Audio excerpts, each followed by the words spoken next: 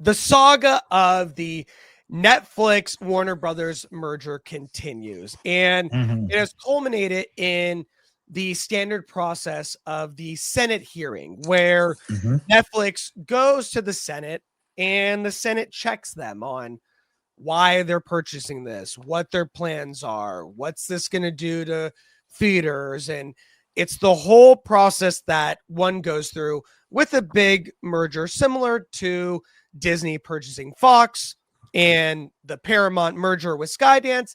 This is the standard process that happens.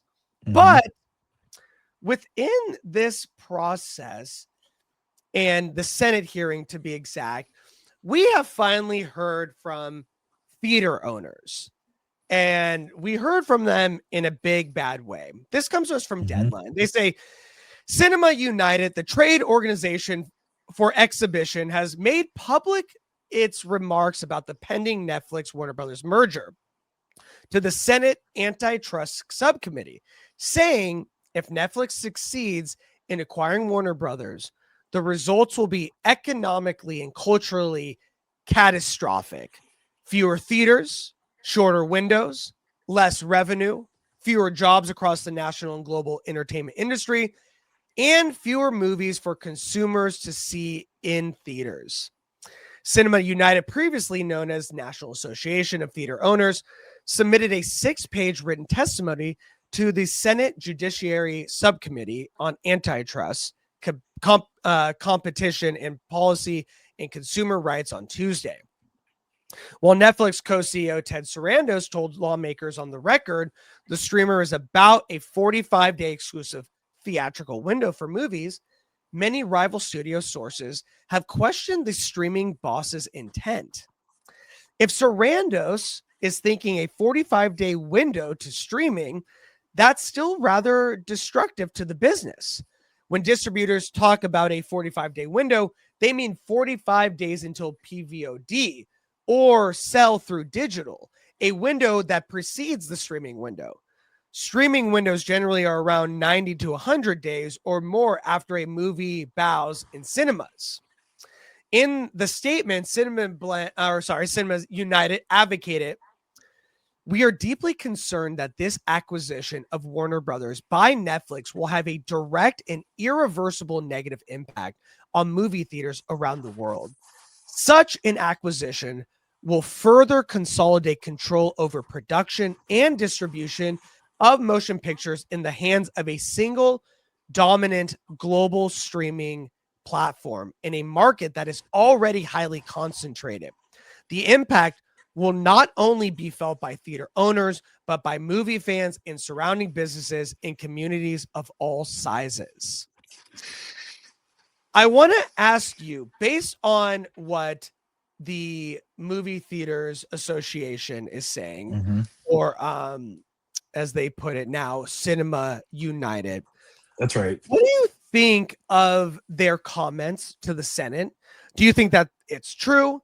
We also reported that Ted Sarandos has said that they are committed to a 45-day window, that they bought Warner Brothers because they were not in the movie distribution business. They did not have a billion-dollar proven distribution track to have their movies be distributed in the movie theaters. And that is why they bought Warner Brothers, is because now they are in the theater going business. Two things can be true at the same time, but based on the comments from Cinema United, do you think that they're right in that this will be detrimental and catastrophic to how we will see movies in theaters moving forward? So big shout out to Cinema United. I actually went to CinemaCon last year for the first time and really appreciated the experience that I had out there. I do understand their plight. The model currently embodied by Netflix can be considered very detrimental to what the theater process has been. The issue that I have with it, the yes and part, is that what I don't think that anyone is taking into account is the actual innovations that are built into how Netflix has progressed. The innovative factor is such a huge overlook that it's easy to say, well, right now you're part of this structure that has impacted us on a negative, and we don't think that you're actually going to build back into us. I say Netflix, by way of doing this, is reinvesting into the scope and scale of what going to the movies actually looks like, what it means, and how it works in a way that we have not seen in a very long time. I think that under the aspect of Warner Brothers. And I think this is part of the issue here is that people are looking at how this will work based on strictly the way things look right now, not what they could look like with the right innovative pieces in play. If we say Warner Brothers, how many studios does that actually account for? Obviously, Warner Brothers is the big umbrella, but that could be things like New Line. I have no idea what all the other like sub companies under Warner Brothers that could come out from this could be. And I think one of the big interesting pieces is if the distribution lanes for all of these things are wide open, if they're mutually integrated between theaters as well as streaming, there's more opportunity for people to make movies. And that's kind of where we are right now. As the problem is we have major movie studios selectively releasing content because it has to reach a certain amount of money overall, or else we don't have follow-ups, we don't have continuations, we don't have any of that stuff. If Netflix has the backup feature of streaming, which says we can invest in a movie coming out, even if it doesn't make its money via the theater, we can actually make it back on the streaming side eventually, knowing that means that they can do more stuff. And it kind of takes me back to the 80s where there was this laissez-faire sort of action where if a movie didn't come out via a movie theater, it came out direct to video. And direct to video was just as significant of a financial intake and success stature of a movie. And that's essentially what Netflix started kind of taking out. It took out the direct video sort of space of renting movies because that's what Netflix started at is a movie rental place, right? Before it became streaming, it was movie rentals. It made an impact. It attempted to even be bought out by Blockbuster, the biggest movie rental facility at the time, and they passed. Cool, got you. Netflix innovates, moves into streaming, disrupts everything, and now they're coming back and saying, okay, we recognize like if we want really strong movies, because again, my buddy Bill, big shout out to him, he notes a movie does better via streaming if it's done better in a theater. So, Yeah. as proof positive of that concept, I can see them investing in a studio that has deep roots, has a catalog of things that they can tap into. They Yep. can release things in theaters, be innovative, and worst case scenario, if it doesn't make a lot of money, they will just put it on streaming and they will eventually make their money back. So it's not really the risk that it used to be. And if it builds up a fandom in streaming, they can always bring it right back to theaters because we see that a lot. We see movies come back to theaters. It's a way for theaters to make money, and they don't have to hold on to something, a time slot for a movie that's not performing well for more than they need to. They can look at it and say, okay, 45 days, we want to see this kind of return on this movie. If we don't, it goes to streaming. Cool, not a problem. We're moving on to the next one. We know 45 days means that we can get more content out because every 45 days we're looking for a refresh of what it is that's here. And ideally speaking, if we're getting that kind of refresh of content, there are more reasons for people to go to the movies.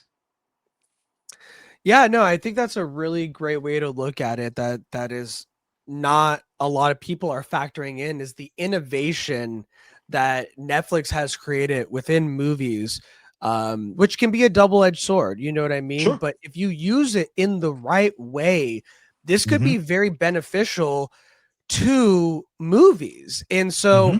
I think what they're scared about is what you were describing, that if a movie's not doing well, they take it out of theaters and put it on Disney Plus. And they're like, well, we Hmm. need that movie in the theater as long as possible because we need to make our money back as best we can. But at the same time, a lot of movies can lose money the longer that they're in theaters if people are not Hmm. going to it and you're continuing to have showings. And so it's very interesting dynamic that happens. And now we've seen with movies, like you said, where when a movie is released in theaters and then it goes on to streaming, it does way better on streaming because the hype was there. people are talking about it when it's well received. The word of mouth is Hmm. fantastic. And now that you go to your streaming service, you can watch it again or for the first Hmm. time. I think a lot of people are scared too of the mindset of, well, I can just watch it on streaming, or I'll just watch it when it comes out on streaming. And that's Hmm. what scares these theater organizations. Michael O'Leary led cinema organization explained that the key to a successful industry overall is having a diverse, robust, and consistent product pipeline that responds to consumer demand. The number of films being produced for theatrical exhibition is slowly returning to pre-2019 levels. Hmm. However, that growth is threatened by further consolidation. At best, an acquisition of Warner Brothers will stall the growth we have seen in the last 4 years. More realistically, however, it will result in a significant reduction of theatrical releases. I don't necessarily know if I can agree with him because Hmm. you don't buy Warner Brothers to just have more movies on streaming. You buy Warner Brothers because they have a proven distribution track that has worked Yes. for 100 decades, that years. 100 years that they want to buy and take advantage of. And Hmm. so when you hear the word streaming, it is a red siren for movie goers or for movie theater owners, to be Right. exact. And so all they hear is that, well, and they said the same thing, that they would have the same concerns with Paramount if Paramount was the one to buy it. Hmm. And so all they hear is streaming, streaming, streaming. That's what's going to happen. They're not going to put these on streaming. But Ted Sarandos is a businessman, and he Hmm. modeled Netflix to be successful and be the number one in streaming. When you buy Warner Brothers, he's going to model that to be number one in theaters. He sees the value in theaters. He sees the numbers going up year to year since COVID, and that 2026 is supposed to be the biggest year in theaters since 2019 when the pandemic hit. So Hmm. right before the pandemic hit. So I don't see Ted Sarandos buying a Warner Brothers just to have a more robust streaming network. So of course, DC, Harry Potter, all these IPs, Hmm. they are the juice, the stuff that you want to have when you buy it. But you don't buy Warner Brothers and disclude the distribution track that we've seen in 2025 make them the number one studio in theaters that year, and then Right. be like, nah, we're going to cancel that. That doesn't matter. Let's put it on streaming. That's just Right. not good business. And Ted Sarandos, if anything, is about good business. So I understand the concerns, but it doesn't track with why you would buy Warner Brothers in the first place. And I I know a lot of agree. people are going to say, well, it's the IP. It's more than the IP. Warner You Brothers can is license the more. IP. He doesn't have to buy it to do that. Like, no, I think actually what if I were a theater owner, what I would Mhm. be more concerned about is not the acquisition of a studio. It is that there has been a change, if I'm not mistaken, that there used to be antitrust laws or something set up where a studio could not own a theater. Because obviously, in Yes. that Yeah. regard, the studio is incentivized to only play their movies at said theater. Mhm. Now, in this setup, with the way that Netflix has been traditionally an innovator to the experience of movie watching, people Yep. forget like it started off as a mail order movie distribution channel. You Yeah. got stuff in the mail. It wasn't even about streaming when it first started. So the idea of everyone is now caught up to streaming. Okay, cool. Netflix What's the goes, we're next? the Yeah. top there. What's the next? What's the place that Yes. everybody else is no longer at? They're no longer at the theaters. So we're going to do stuff to kind of set up coming back to movie theaters. Even if it's our theater, we're going to do it in a way that is insane that other people aren't thinking. I can see them doing where they have and listen, if Netflix is listening, I got you guys. They could put together a theater Yeah. that Put my is a big podcast on there. facility. Yeah, absolutely. That's listen. I'm literally saying like that. They will have smaller screening rooms that you Hmm. can, get a group of friends together, and for $200, right? Collectively, y'all go watch this movie, and it's streamed directly for you. You can stop it, you can start it, however you want to. The movie watching experience is yours to control. They just have a That's place cool. for you to do it. It's a very cool common third place. You don't have to worry about food. You don't have to worry about cleanup. It's like having a movie watch party, but you don't have to clean up after it. Why That's wouldn't you do dope. that? Yeah, Why that's wouldn't you dope. do that? I love that. And I love what Adriana is saying, and I think it lends well to what we're saying. She says, I think that this acquisition is a trigger for change. It is time for the movie industry to evolve the viewer experience so that it Yes. provides the same or greater value as a home stream. Exactly what you're saying, that it's time to adapt. It's Yes. 2026. It's She's time brilliant. to take the next evolution of theater going. And why not have Netflix, who was the evolution of movies going to Yes. our house and then Yes. movies on demand, be the leader of that change in the theaters? Yes. Theaters are going to be here forever. I don't see them going away. And I hope that this Netflix merger is why theaters are not going to go away, because they're going to Right. change how we use movie theaters and Hmm. innovate it in a way that we never thought was possible. That is my Yes. hope.